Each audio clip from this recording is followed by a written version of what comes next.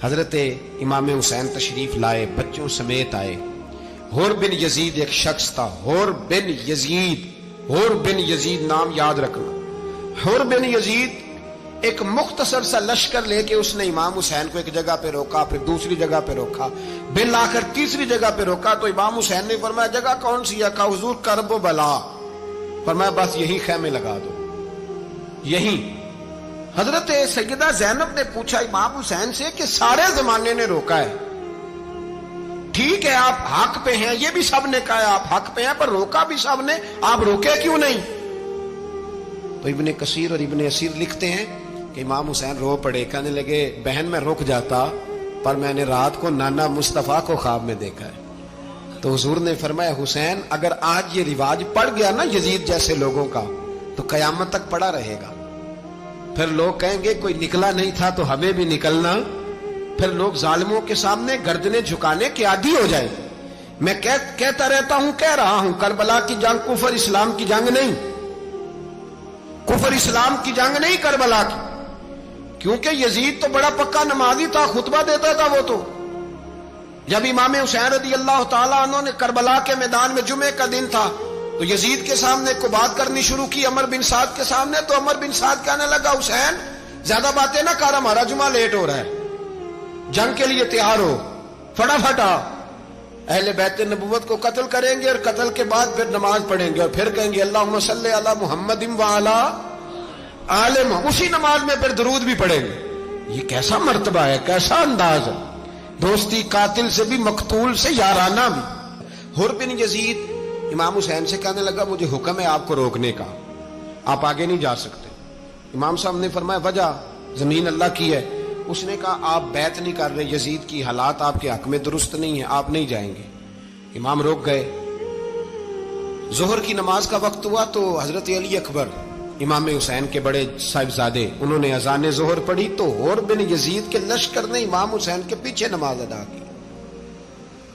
کہا بھئی تم مقابلے میں آئے ہو نماز پیچھے پڑھتے ہو؟ کہا حضور مقابلہ تو تلواروں سے کر رہے ہیں پر ہمارا دل تو مانتا ہے نا کہ مصطفیٰ کا نواسہ بڑی شان والا ہے۔ حور بن یزید نے 3 نمازیں لشکر سمیت امام حسین کے پیچھے پڑھی ہیں، 3 نمازیں، ظہر اثر اور مغرب۔ پھر امام حسین کے سامنے شرائط پیش کی کہ آپ کو یہاں گھیر لیا گیا ہے، یہاں آپ بیعت کریں گے، یہاں آپ جنگ کریں گے، 2 ہی باتیں۔ امام حسین نے فرمایا نہیں بھائی بیعت تو میں نہیں کرتا، اس کے علاوہ تم جو کہتے ہو میں کرنے کو تیار ہوں۔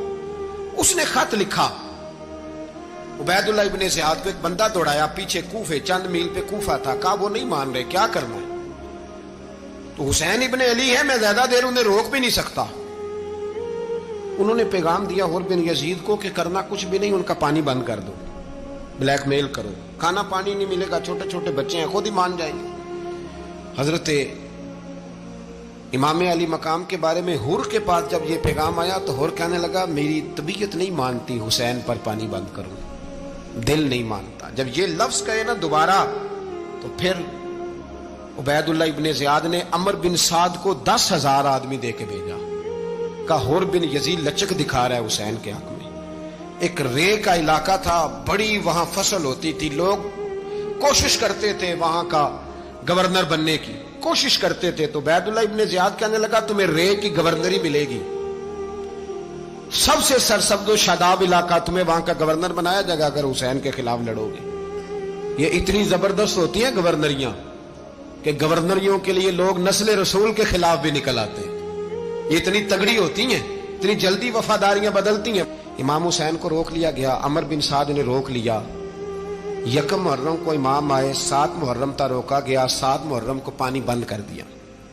جانور پانی پیتے تھے، گھوڑے پیتے تھے، کتے پیتے تھے، لیکن مصطفیٰ کے گھرانے کو پانی پینے کی اجازت، 3 دن تک پانی بند رہا۔ 9 محرم کو عمر بن سعد نے اور لوگ بلائے۔ شمر ایک بڑا سخت آدمی تھا، سنگ دل بدبخت، جس نے حضرت علی اصغر کے گلے پر تیر مارا تھا، وہ اور لشکر لے کے آیا۔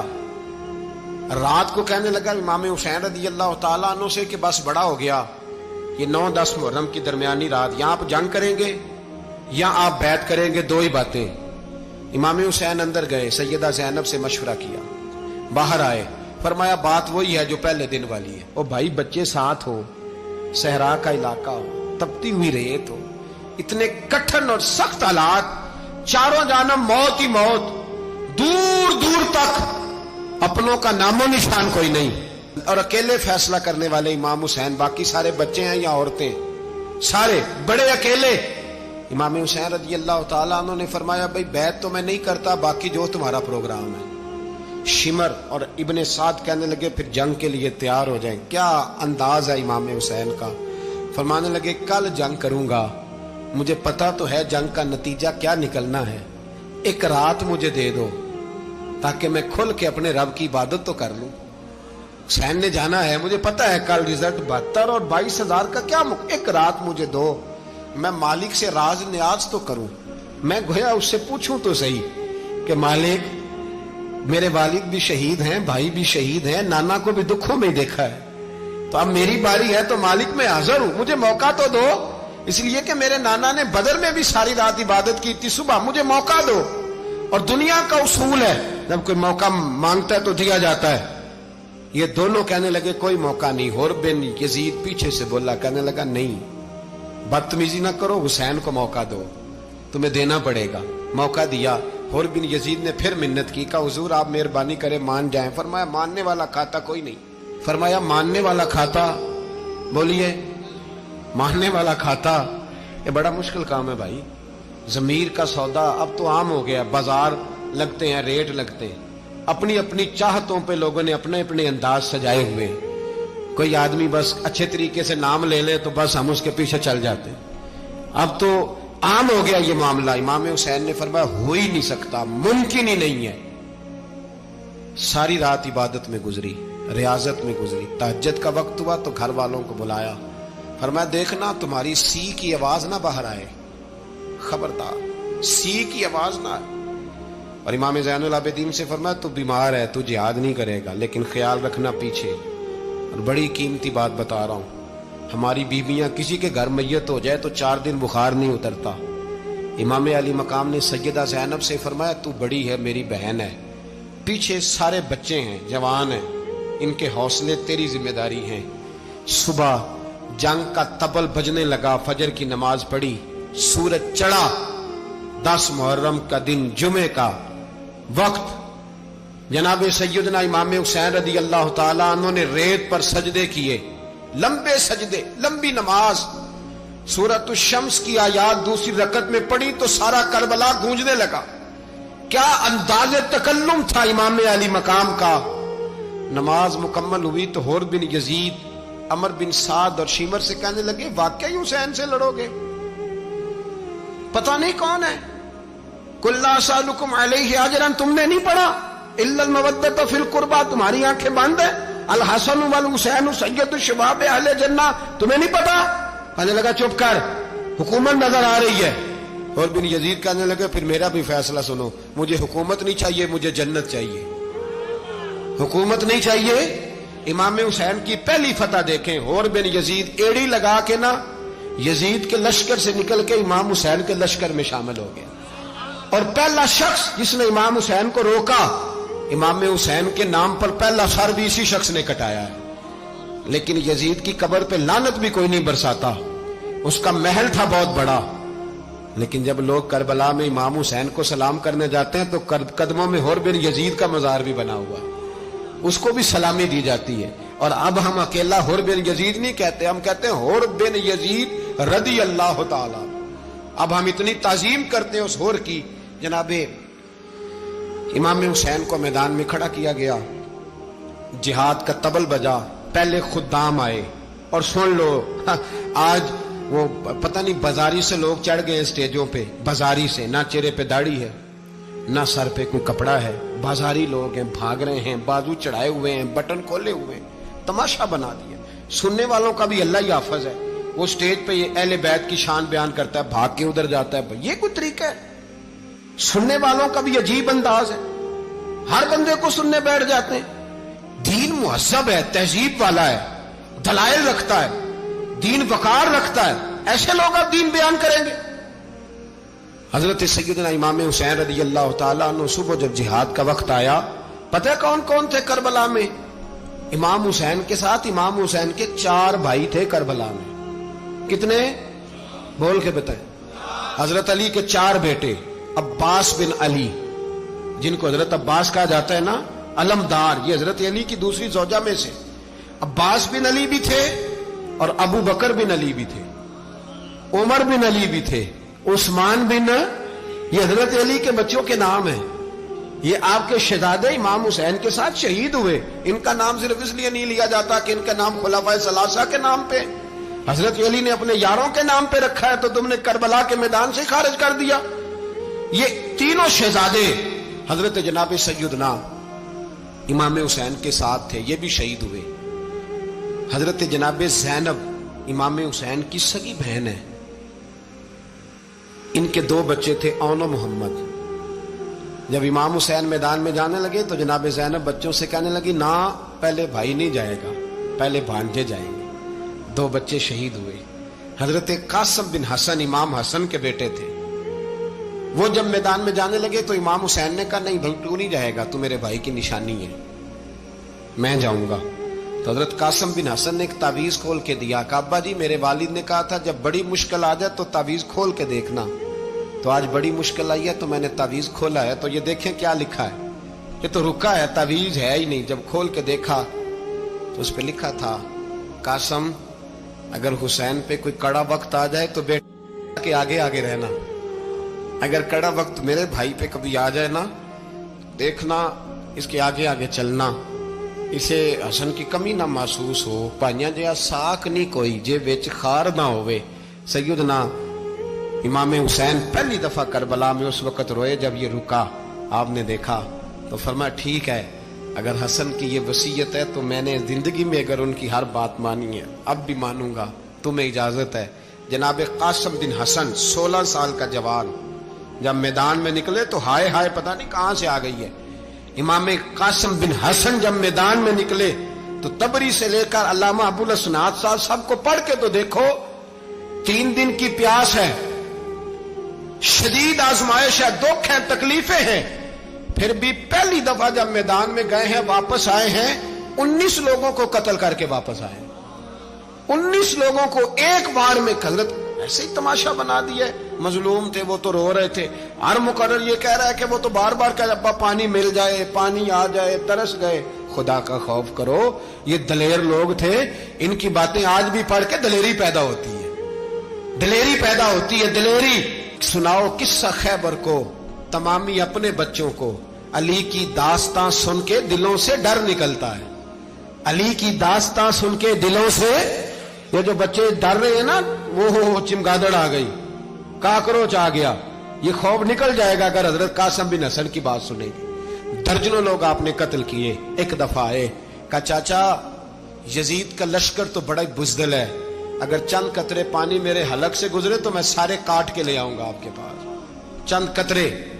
لیکن تھوڑی دیر گزری، عمر بن سعد کہنے لگا اکیلے اکیلے جاؤ گے تو علی کا پوتا ہے، یہ سب کو مار دے گا، اکٹھے جاؤ. چاروں جانب سے تیر برسے. ایک تیر لگا آ کے گردن کے پیچھے، بس جناب سیدنا قاسم بن حسن گھوڑے سے نیچے گرے. تو جناب زینب حوصلہ کر کے آنسو سمیٹ کے کہنے لگی میں دیکھ رہی ہوں پردے کے پیچھے سے حسین میرے بھائی کا بیٹا گر گیا ہے، جا اسے اٹھا کے لا. حضرت امام حسین ان کو اٹھا کے لائے تو امام حسین نے سینے سے لگایا ہوا تھا تو ان کے پیر، ان کا قد لگتا تھا امام حسین سے زیادہ ہے. اٹھا کے لایا، لٹا دیا گیا. امام حسین کے اپنے بڑے بیٹے میدان میں نکلنے کو علی اکبر نام ہے. جب جن لوگوں نے حضور کو نہیں دیکھا تھا وہ جب کہتے نا ہم نے نبی پاک کا دیدار نہیں کیا تو بتاؤ کس طرح کے تھے، تو بتایا جاتا تھا کہ جناب علی اکبر کا دیدار کرو، ہم شبیہ مصطفیٰ. اور جب وہ گلیوں میں نکلتے تھے تو عورتیں چھتوں پہ چڑھ جاتی تھیں. جناب علی اکبر رضی اللہ تعالیٰ عنہ تلوار لے کے میدان میں نکلے. جوان بیٹے دینے بڑے مشکل. او یارو رٹا کیا ہے یہ تو بتاؤ کہ ظالم آدمی حکمران ہے. یار یہ رٹا ہے، ایک ظالم کا رستہ روکنا ہے. اس رٹے کے لیے ہم شبیہ مصطفیٰ جناب سیدنا امام علی اکبر میدان میں نکلے. بڑے لوگ مارے، بڑے. پھر ایک تیر ان کے بھی گلے میں لگا اور جب وہ گرے نا زمین پہ تو حضرت امام حسین دوڑ کے آئے، دوڑ کے، اور جب تشریف لائے تو ان کے گلے سے تیر کھینچا تو ایک جملہ لکھا ہے صاحب تبری نے، اس نے حد کر دی، کہنے لگے تیر کھینچا تو امام حسین کی آنکھوں میں آنسو آئے، کہنے لگے کاش جناب ابراہیم آج میرے سامنے ہوتے تو میں انہیں کہتا کہ آپ نے تو بیٹا ذبح کرتے وقت آنکھوں پہ پٹی باندھی تھی، دیکھو میں کھلی آنکھوں سے بچے ذبح کر رہا ہوں، کھلی آنکھوں، کاش جناب ابراہیم خلیل ہوتے تو انہیں کہتا۔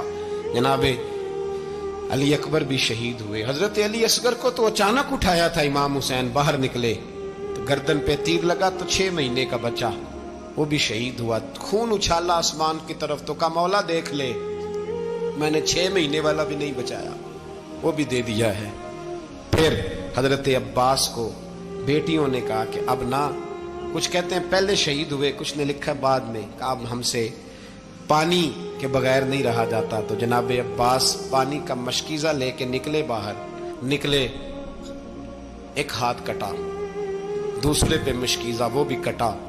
دیکھ لو میں پس منظر پہ ہوں ابھی تک، میں بتا رہا ہوں کہ جہاد کس کے خلاف تھا؟ ظالم حکمران کے خلاف، ظالم کافر کے خلاف نہیں، مشرک کے خلاف نہیں۔ حضرت امام حسین رضی اللہ تعالیٰ عنہ نے ہر جگہ ایک ہی بات کی کہ یزید شرابی ہے تو بچے کٹوا دوں گا، شرابی کو ووٹ، یہ ایک نہیں، ہر کتاب میں یہی لکھا، ہر کتاب میں، اور ہر مسلک کی کتاب۔ یزید چونکہ مجرے دیکھتا ہے، رنڈیوں کا ناچ دیکھتا ہے، بچے کٹوا دوں گا، اس کے ہاتھ میں ہاتھ۔ امام حسین نے فرمایا چونکہ اللہ کی حدوں کو توڑتا ہے، حقوق اللہ پامال کرتا ہے، حدود اللہ، بچے کٹوا دوں گا لیکن اس کے ہاتھ میں ہاتھ۔ سارا دن خود مجرا دیکھنا اور 10 محرم کو 2 دیگیں پکا کے حسینی بن جانا، سارا سال خود گند مند کرنا، شرابیوں کے ساتھ رہنا اور 10 محرم کو 2 آنسو بہا کے یاد رکھنا۔ میں ہمیشہ کہتا ہوں، پھر کہہ رہا ہوں، جس کے موبائل میں گندے گانے ہیں، گند دیکھتا ہے، شرابی کبابی کا سپورٹر ہے، ووٹر ہے، یا مجرے دیکھتا ہے آتا جاتا ہے، وہ یاد رکھے قیامت میں امام حسین کا ہاتھ ہوگا، اس کا گریبان ہوگا۔ ہم سے نہ رقم ہوں گے قصیدے یزید کے، ہم لوگ تو حسین کے سیرت نگار۔ حضرت عباس بازو کٹا، پھر پانی تو بھر لیا تھا، لا نہ سکے، پھر گردن کٹی تو شہید ہوئے۔ بچوں کی بھی شہادت ہوئی، پر جب ان کا لاشا اٹھایا تو امام حسین کہنے لگے مولا اب نہ حسین کی کمر کمزور ہو گئی ہے، اب کمزور ہو، اور بھائی ایک میت ہو جائے تو 4-5 دن تو پوری آنکھیں نہیں کھلتی، کیسا جری خاندان ہے۔ تھوڑی دیر گزری تو امام علی مقام نے پٹکا باندھا، سر پہ دستار باندھی، مولا علی کی تلوار پکڑی، نبی پاک کا امامہ باندھا اور گھوڑے پہ سوار ہوئے تو کہنے لگے زینب گھر تیرے حوالے اور میں اللہ کے حوالے، گھر تیرے حوالے اور میں، اور پھر امام حسین نکلے، امام علی مقام نکلے۔ راوی کہتے ہیں کہ یہ جلوہ پہلے بھی بڑے سونے تھے، پر آج جو رنگ دیکھا وہ کبھی نہیں دیکھا۔ کیا انداز تھا، جدھر جاتے نعرہ لگاتے تو حد ہو جاتی۔ اتنے لوگ امام حسین نے کاٹے، اتنے کاٹے، پھر واپس پلٹ کے آئے اور کہنے لگے زینب ذرا پردے کے پیچھے سے دیکھ تو صحیح میری بہن، ان بزدلوں کو جرت ہی نہیں ہو رہی حسین کے مقابلے میں آنے، ایک دوسرے کو دھکا دیتے، تو جا تو جا، پھر اکٹھے وار ہوئے۔ یہ کون ہے کٹا ہوا، لباس ہے پھٹا ہوا، یہ بال یقین حسین ہے، نبی کا نور عین ہے۔ پھر چاروں جانب سے تیر برسے تو امام علی مقام چونکہ نماز کا وقت ہو گیا تھا، اترے گھوڑے سے، خون بہ رہا تھا، گرم ترین ریت سے تیمم کیا، سر سجدے میں رکھا، اور جب شمر آپ کی گردن کاٹنے لگا تو کہنے لگے ٹھہر جا ذرا رب سے ایک بات کر لینے دے، اور پھر بولے امام حسین، کہنے لگے مالک تو اب بتا کہ حسین سے راضی ہے کہ ناراض ہے، تو بتا۔ تو پھر ایک آواز آئی، یا ایتھا النفس مطمئنہ ارجعی الی ربک راضیۃ مرضیہ، فرمایا نفس مطمئنہ واپس آ جا، تو اللہ سے راضی ہے، اللہ تجھ سے راضی۔ امام حسین وہاں شہید ہو گئے۔ اب یہ قافلہ امام حسین کا سر کاٹ، ذرا دیکھنا غور کرنا، سر کاٹ کے نیزے پہ رکھا ہے، جسم کربلا میں پڑا ہے، عورتوں کو گھوڑوں پہ بٹھا کے لے جایا گیا یزید کے دربار میں۔ یزید پہلے عبید اللہ ابن زیاد نے بدتمیزی کی، پھر یزید نے کی۔ سعودی عرب کا ایک مولوی بول رہا تھا، سعودی عرب کا، ان سے بھی بڑا عشق ہے، جس نے تقریر سننی ہو میرے پاس ہے۔ ہمیں لوگ مشورے دیتے ہیں کہ جو یزید کو اچھا کہے اور حسین کو باغی کہے اس کو ہم امام مان لیں، اس بے شرم بے حیا کو جو نبی پاک کے گھرانے کے بارے میں بکے، اسے امام سعودی عرب میں مسجد نبی میں درس دینے والا جس نے تقریر سننی ہو میرے پاس ہے، وہ کہتا ہے یزید تو بڑا اچھا آدمی تھا، اس نے تو بڑی خدمت کی، تو میں نے اسے کہا رشتہ داری کر لیا یزید کے ساتھ، قریب ہو جا۔ شرم نہیں آتی؟ آج بھی نبی پاک کا دل دکھاتے ہو، حیا نہیں آتی، خیال نہیں آتا؟ اور لوگ گھر میں بیٹھ کے باتیں کرتے ہیں، کہتے ہیں جی جو بیت اللہ میں ہو وہ بھی برا ہو سکتا ہے۔ بیت اللہ میں تو 360 بت بھی تھے، وہ اچھے تھے۔ مدینے میں تو 360 منافق بھی رہے، پوری سورہ منافقون نازل ہوئی، وہ اچھے تھے۔ عجیب تماشا بنا دیا لوگوں نے مذہب کا۔ کہتا ہے یزید نے تو بڑی خدمت، تو عبید اللہ ابن زیاد نے قتل کیا۔ بے شرمو، اگر عبید اللہ ابن زیاد نے بھی قتل کیا تھا تو حکومت کس کی تھی؟ تو پھر یزید نے عبید اللہ ابن زیاد کو سزا کیوں نہیں دی؟ بلکہ ایک جگہ 2 گورنریاں دی اس کو، یہ حال کیا۔ بلکہ سنو کہ یزید چھڑیاں مار رہا تھا، چھڑیاں امام حسین کے لبوں پہ۔ تو نعمان بن بشیر صحابی تھے، بول پڑے، کہنے لگے یزید بدبخت، ہاتھ پیچھے اٹھا، مجھے اللہ کی عزت کی قسم میں نے سینکڑوں بار نبی پاک کو ان ہونٹوں کو چومتے دیکھا ہے۔ حضرت جناب زینب عورتوں کے مجمع میں پیچھے ہو کے بیٹھی ہیں۔ یزید کے پاس جب پہنچا لشکر تو یزید کہنے لگا دیکھو اللہ نے مجھے عزت دی اور میرے مخالفوں کا کیا حال ہوا۔ تو بی بی زینب بول پڑی، اتنے صدمے سہے پر آواز توانا ہے، جاندار ہے، جاندار۔ ہمارا کسی بندے سے جائیداد کا رٹا نہیں، ہم تو چاہتے ہیں امت اکٹھی ہو جائے، لیکن جو بندہ نبی پاک کی ماں کو دوزخی کہے، حضور کے باپ کو جہنمی کہے، یزید کو امیر المومنین کہے، اس کے ساتھ اتفاق رائے کر لیا جائے، یہ مذہب ہماری سمجھ میں نہیں آتا، بالکل نہیں آتا، قطعاً نہیں ہماری سمجھ میں آتا۔ کیسے اتحاد کر لیا جائے؟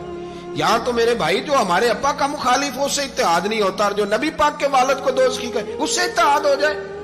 کہتے ہیں جی وہ جی اتنی فرقہ واریت ہو گئی، ہم کس مسجد میں جائیں؟ 60 پارٹیاں پاکستان میں رجسٹرڈ ہیں جو الیکشن لڑتی ہیں، کبھی کسی بندے کو ٹینشن نہیں ہوئی کہ کس کے پاس جائیں کس کے پاس نہ جائیں، کبھی نہیں کوئی بولا کہ اب وہ بھی کھڑا ہو گیا، وہ بھی، کوئی ٹینشن نہیں۔ مذہب کی باری ٹینشن ہو جاتی ہے، اتنا بڑا مذہب ہوتا ہے بھائی، غلط بندے بھی آ جاتے ہیں بیچ میں، تھوڑا پہچان کے چلنا پڑتا ہے صحیح کون ہے اور غلط۔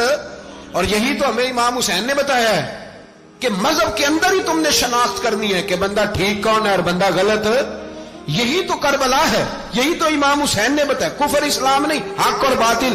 تو سمجھیے گا حضرت سیدہ زینب نے جب سنا نا کہ یہ کہہ رہا ہے کہ مجھے اللہ نے عزت دی، تو جناب زینب بولی، نعمان بن بشیر کہتے ہیں بی بی بولی، اتنے صدمے ہیں پر جناب زینب بولی اللہ اکبر، اس انداز میں بولی کہ پہلے قرآن مجید کی آیت پڑھی، کہنے لگی وَتُعِزُّ مَن تَشَاءُ وَتُذِلُّ مَن تَشَاءُ بِيَدِكَ الْخَيْرُ إِنَّكَ عَلَىٰ كُلِّ شَيْءٍ قَدِيرٌ۔ اور پھر کہنے لگی یزید تو بکتا ہے، کہتا ہے کہ تو عزت والا ہو گیا، یہ تیری حکومت ہے، 4 دن گزرنے دے، تجھ پہ کوئی لعنت بھی نہیں برسائے گا، اور میرے بھائی کا قیامت تک ممبروں میں اور خطبوں میں ذکر ہوا کرے گا، وقت گزرنے دے۔ جب جناب بی بی زینب بول رہی تھی تو حضور کے ایک نابینا صحابی پاس بیٹھے تھے، جناب نعمان بن بشیر کا ہاتھ ہلایا، ہلا کے کہنے لگے کیا علی آ گئے؟ تو علی کی آواز لگتی ہے، جبریل امی بول رہے ہوں جیسے، حکمت کے گوہر رول رہے ہوں جیسے، دربار دمشق میں بی بی زینب کا خطاب، منبر پہ علی بول رہے ہوں جیسے۔ میرے بھائی بس کربلا والا قافلہ تو مدینے پہنچ گیا، 3 سال یزید نے حکومت کی، شرابیں عام ہو گئی، مکے پہ حملہ ہوا، خانہ کعبہ کا غلاف جلا، مدینے پہ اس نے حملہ کیا، 3 دن مسجد نبوی میں اس نے گھوڑے باندھے، مسجد نبوی میں صحابہ کو نکال کے اپنا اس نے امام مقرر کیا، لیکن پھر امت نے اسے قبول نہ کیا، پھر وہ رسوا ہوا اور آج تک وہ رسوا ہے۔ لیکن امام حسین کا نام کل بھی زندہ تھا اور آج بھی۔ درس یہ ہے، پیغام یہ ہے، پیغام یہ ہے، یاد رکھو موت تیزی سے آ رہی ہے، ہمارے ساتھ والے دائیں بائیں والے سب چلے گئے، اسی طرح نمبر لگے گا، ایک دن اعلان ہوگا۔ ضمیر کے قیدی بن کے زندگی نہ گزارو، بالکل نہ گزارو، یہ تھوڑی سی زندگی ہے، دنیا سجن المومن۔ حق بات کرو، حق پہ ڈٹنا سیکھو، دین سمجھو، خبردار رسول پاک صلی اللہ علیہ وسلم کے دین میں ظالم، جابر، فاسق، فاجر کی کوئی گنجائش قطع نہیں ہے۔ اپنے آپ کو سمیٹو، اپنے آپ کو سنبھالو، دین میں اپنا کردار ادا کرنے کی کوشش کرو۔ دین طلب کرتا ہے ہم سے کہ ہم نے دین کو کیا دیا ہے. امام حسین نے سارا گھرانہ دین کے لیے دے دیا. ہمارا جو بچہ کسی کام کا نہیں رہتا اسے مدرسے داخل کراتے ہیں. ہم نے دین اتنا کمزور کر دیا ہے کہ عالم اگر شور نہ کریں، عالم اگر شور نہ کرے، زور نہ کرے، گھٹن والا ماحول ہو گیا. مذہب کی پوزیشن کمزور کر دی. اب جہاں تک اس بات کا تعلق ہے جی فرقے ہو گئے، تو میرے بھائی یہ کوئی اتنی خطرناک بات ہے، یہ کوئی اتنا مشکل معاملہ نہیں ہے. یہ تو امام حسین نے بتا دیا تھا کہ یزید کے طور پر ایک غلط فرقہ کھڑا ہو گیا ہے، لہذا اس کا مقابلہ کرنا ہے. اس میں کوئی بری بات ہے؟ لیکن ایک سبق ہے بزرگوں کا کہ اگر سچی بات بھی نہیں کرنی تو پھر اس منبر کا حق ادا نہیں ہوتا. جو سچ بولے وہ حسینی ہے، جو ظالم کے سامنے کھڑا ہو جائے وہ حسینی ہے. جو مصلحت کوش ہو، جو کہے ٹائم نہیں، گراؤنڈ ریالٹی نہیں، حالات نہیں.